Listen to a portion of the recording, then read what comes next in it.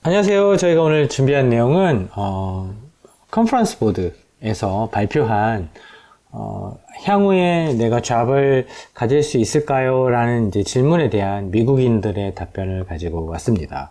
보시는 것처럼 사실 이런 이제 유사한 기울기가 나타났던 게 이제 요때쯤이거든요. 2018년에서 19년 넘어가던 이런 구간이었는데 다시 이제 15.4, 그러니까 15를 넘는 게 거의 이제 한 5년 만에 처음 있는 이제 내가 이렇게 좀 직업을 구하기도 어렵겠어 라고 이제 답변한 수치가 15를 넘는 그런 이제 새로운 구간에 접어들었습니다.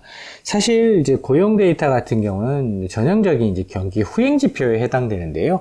보통 지표가 선행, 그리고 동행, 후행, 요렇게 이제 세 가지 형태로 나눠 볼 수 있습니다.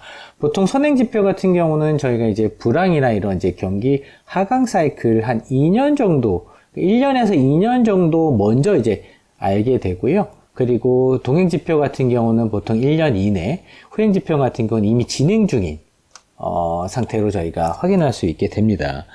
그런데 지금 다시 여기로 돌아가서 2018년, 19년에 보시게 되면 요때 이제 긴축 시그널을 사실 보내게 됩니다. 이 시장의 긴축 시그널을 보내니까 2018년에 10월 달에 한 마이너스 한 7%, 미국 S&P 500 기준으로 손실이 좀 났고요. 그리고 11월 달에 약간 반등이 2% 정도 반등이 나고 12월 달에 마이너스 10%를 하락을 하면서 사실 조금 괴로운 시기를 다 같이 보내게 됩니다. 그런데 아이러니하게도 오히려 2020년에 이제 코비드-19, 코로나 이제가 발병이 되면서 강력한 양적 완화 QE가 다시 한번 이제 실행이 되면서 시장은 여기서 긴축이라는 말을 싹 이제 접어넣게 되게 됩니다. 그런데 2022년에서 이제 시작되면서 다시 긴축이 시작됐죠. 그러면서 선행지표를 한번 봤고요. 저희가 2022년에 2023년 들어서 동행지표를 이미 다들 이제 보고 있습니다. 그리고 마지막으로 이제 후행지표에 해당되는 것들을 저희가 확인할 수 있게 되는데요. 미 연준 파월 의장의 입에서도 그렇고 연준 이사들 입에서도 그렇고 공통적으로 고용이 너무 강하다. 따라서 과열의 문제가 있을 수 있다. 그래서 좀 장기적으로 금리를 오래 가져가야 되겠다라는 이야기가 나오면서 인하가 사실은 어려울 수도 있겠다라는 이제 그런 생각을 하게 됩니다. 하지만 지금 이제 고용이 나빠질 수도 있겠다라는 부분을 이제 여기서 확인할 수 있게 되고요.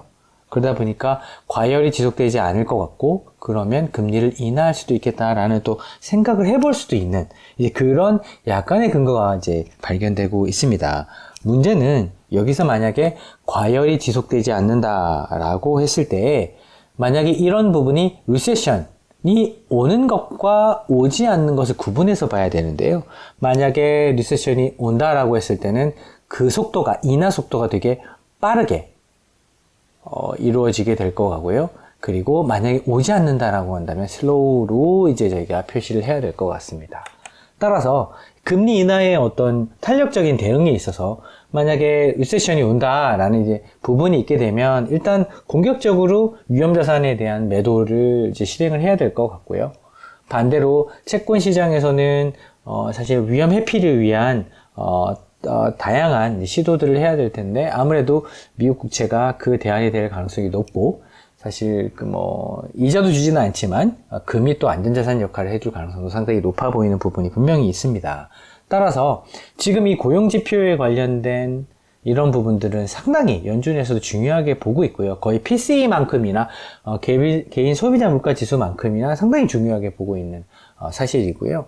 이런 이제 컨퍼런스 보드에 이제 데이터가 나오게 되면 시장에서 아마 이제 리세션에 관련된 이제 후행 지표조차도 지금 이제 불황에 대한 시그널을 보내는구나라는 부분을 사람들이 좀 인식하게 된다고 한다면 이런 이제 일련의 프로세스가 진행될 가능성이 상당히 높아 보입니다. 하지만 여기서 가장 중요한 트리거 포인트 중에 하나는 이 리세션이 오느냐 오지 않느냐가 중요한 포인트이기 때문에 그 속도에 맞춰서 투자의 어떤 방향과 자산 배분의 방향을 정하시는 게 좋을 것 같습니다. 일단 만약에 리세션이 온다라고 했을 때는 좀 빨리 금리 인하도 일어날 수도 있고 그리고 리세션 때문에 위험 자산의 가격의 폭락 자체도 빨리 올 수 있기 때문에 그런 부분을 충분히 감안하셔서 채권이나 주식 투자에 임하시면 좋을 것 같고요. 만약에 오지 않는다, 연착륙이다 라고 이제 얘기 들었을 때는 금리 인하에 대한 과도한 초기의 기대는 조금 더 미뤄두시고 그 대신에 위험 자산 중에서도 확실하게 성과를 낼 수 있는 자산 위주로 편입을 하되 이런 이제 안전자산의 어떤 편입 여부도 높은 금리를 선택할 것이냐 아니면 안전하게 이 사이클을 대체 자산으로 피해갈 것이냐 이런 부분 역시도 한번 고민해 볼 수 있는 좋은 데이터가 발표됨에 따라서 저희가 오늘 이 프레젠테이션을 준비를 했습니다. 이 15라는 숫자는 방금 말씀드렸던 것처럼 2018년, 19년에 처음 긴축에 대한 코멘트가 나오기 시작했을 때 발생했던 부분이거든요. 그런데 아주 오랫동안 QE가 발생하고 나서 사람들이 그런 얘기를 하지 않고 있다가 최근 들어서 이런 이제 경기 후행 지표에 해당되는 고용에 관련된 네거티브, 그러니까 좀 부정적인 시그널이 나타난 것은 시장의 투자자들이 좀 생각을 좀 해볼 만한 여지가 있는 부분이어서 이런 부분들이 아마 월가에서도 회자되기 시작한 것 같습니다. 저희가 빅데이터 분석을 했을 때 그런 데이터를 테스트하는 것들을 사람들이 확인할 수 있었고요.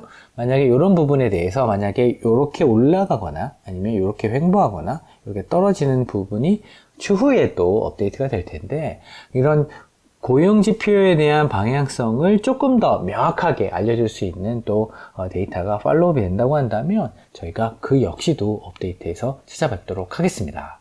감사합니다.